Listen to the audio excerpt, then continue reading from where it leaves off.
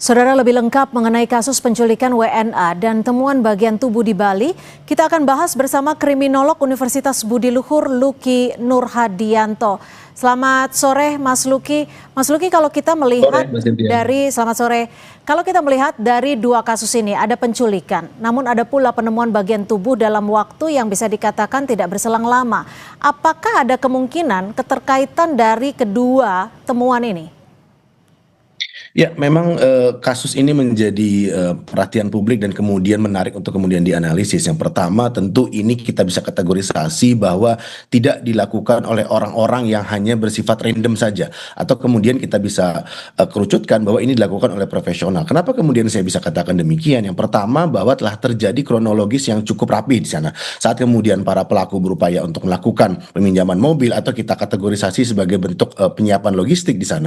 Terus yang kedua adalah para pelaku melakukan tindakan intimidatif, mulai dari penculikan, terus kemudian mereka melakukan tebusan, sampai kemudian yang paling terakhir adalah tingkat eksekusi. Dari titik inilah kemudian kita bisa lihat runtutan-runtutan yang mengarah terjadinya transnational organized crime. Yang kedua yang bisa kita kategorisasi berikutnya, mutilasi yang dilakukan dalam konteks korban yang berbeda. Jika memang demikian gitu ya, maka ini dilakukan secara defensif dalam arti mereka melakukan pembunuhan terlebih dahulu, baru kemudian melakukan upaya untuk bisa mengeradiksi barang bukti yang kemudian bisa melekat kepada dirinya dengan melakukan penyebaran, sampai kemudian mereka melakukan tindakan hit and run. Jadi mereka melakukan kalkulasi sejauh mana gitu ya mereka bisa mengaburkan barang bukti. Itu yang pertama. Yang kedua, saat kemudian mereka ingin melarikan diri, maka tentu upaya untuk bisa menemukan puzzle-puzzle dari tubuh korban ini membutuhkan waktu dari pihak kepolisian setempat. Yang ketiga yang bisa kita kategorisasi bahwa ini mengarah kepada TNOC atau Transnational Organized Crime, ada upaya yang kemudian bersifat instrumental di sana. Jadi ada upaya untuk bisa melakukan tebusan, ada upaya untuk bisa melakukan intimidasi terhadap korban, dan kemudian melakukan upaya-upaya pengawasan yang seharusnya gitu dilakukan oleh orang-orang yang terutama adalah kelompok yang memang mengarah kepada diri korban gitu. Tapi kemudian mereka menjadikan itu sebagai upaya untuk dapat melakukan penculikan. Demikian kurang lebih, Mbak. Mas Luki, jika ada targetnya adalah warga negara asing dan pelakunya atau tersangkanya juga dilakukan warga negara asing, apakah ini memang merupakan bagian dari sindikat internasional terkait dengan kejahatan ini? Ya, tentu jika memang berupaya untuk mengarah kepada adanya sindikat, dibutuhkan kerjasama dengan pihak Interpol, dengan pihak kepolisian sudah melakukan upaya dengan red notice. Tentu ini sudah sinyalemen bahwa sindikat ini memang ada. Saat kemudian kita berbicara mengenai sindikat, maka tentu mereka sudah melakukan kalkulasi mulai dari sejauh mana korban ini didampingi oleh orang-orang terdekatnya. Itu yang pertama. Yang kedua adalah mereka melakukan upaya untuk bisa memanipulasi identitas di situ, melakukan peminjaman, kemudian ada pihak-pihak yang melakukan pinjaman. Yang kedua ada pihak-pihak yang kemudian melakukan tingkatan untuk bisa mengintimidasi. Dalam hal ini melakukan pemerasan, Mbak Cynthia. Jadi saat kemudian mereka membuat video, terus kemudian tentu video ini tidak hanya sekedar video, tapi ada niatan tertentu yang mengarahkan kepada bagaimana keluarga, atau kemudian mohon maaf misalnya bisnis yang dijalankan oleh pihak keluarga yang kita tidak tahu sejauh mana kemudian keterkaitan ini, karena jumlahnya juga cukup fantastis. Terus adalah pihak-pihak yang berperan sebagai eksekutor, karena tentu saat kemudian mereka melakukan mutilasi itu tidak hanya orang-orang yang bersifat sederhana gitu ya, atau kemudian tidak dibutuhkan alat-alat yang cukup mumpuni, dan sebaran dari bagian tubuh korban itu dilakukan di tempat-tempat yang seharusnya memang sulit untuk kemudian diketemukan, sampai kemudian ada di muara dari sungai tersebut yang kemudian baru kemudian bisa diidentifikasi telah terjadinya tindakan pembunuhan. Tiga aspek ini yang bisa mengidentifikasi sejauh mana kemudian sindikat itu berada, dan seringkali bahkan dalam konteks kejahatan transnasional tujuan utamanya memang bukan kemudian hanya sekedar melakukan pembunuhan, tapi ada tindakan instrumental untuk bisa melakukan penebusan yang berpengaruh kepada sejauh mana tingkat bisnis yang kemudian terrepresentasikan dari diri korban. Oke, Mas Luki, jika Anda tadi menyebutkan ada tiga aspek, namun lokasi yang dilakukan sebagai tempat terjadinya tindak kejahatan di Bali yang merupakan salah satu destinasi wisata bisa dikatakan merupakan skala internasional. Dilihat di sini, apakah memang standar keamanan di daerah wisata Bali yang memang perlu ditingkatkan lagi, atau sebenarnya ada indikator tertentu yang menjadikan Bali sebagai lokasi bisa dikatakan tanda kutip lokasi yang mudah untuk melakukan tindak pidana skala internasional? Ya, sebelum kita mengarah ke sana mungkin kita perlu tahu juga bahwa aktivitas yang dilakukan oleh korban ataupun dalam hal ini pelaku mengarah kepada tindakan yang bersifat rekreasional di sana.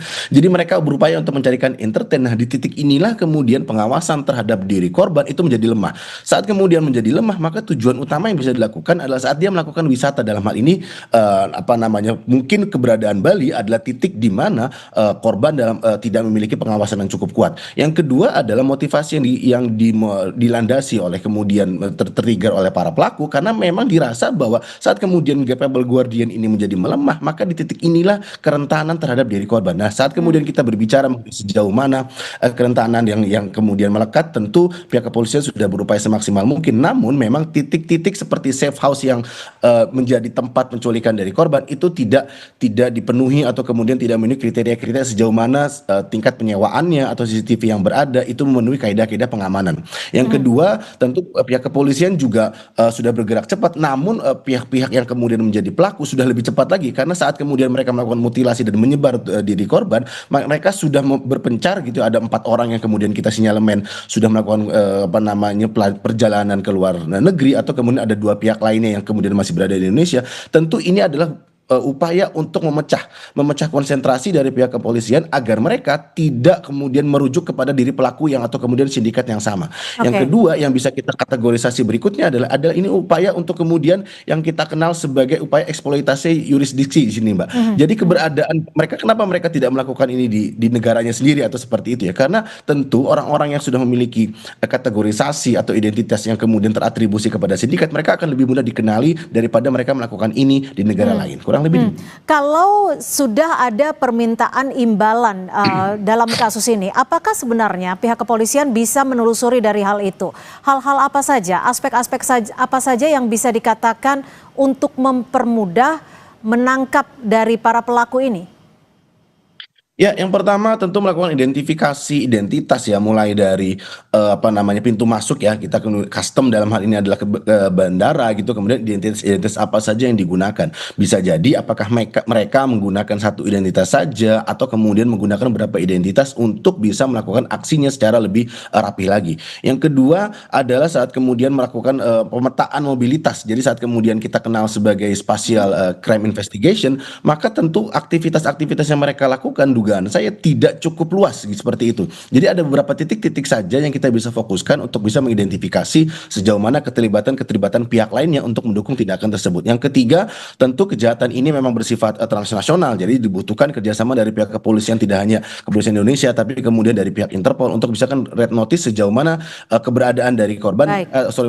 keberadaan dari pelaku, dan kemudian apakah mereka sudah melakukan perjalanan ke negaranya lainnya atau kemudian sudah melakukan perjalanan transit. Biasanya mereka akan melakukan transit agar kemudian mereka tidak bisa ditemu kenali sebagai sindikat yang memang cukup rapi dalam melakukan kejahatan. Baik, tentunya kita masih akan menunggu pernyataan dan juga hasil penelusuran terkini dari pihak kepolisian. Terima kasih Mas Luki Nurhadianto, kriminolog dari Universitas Budi Luhur, sudah berbagi perspektif di Kompas Petang. Selamat sore.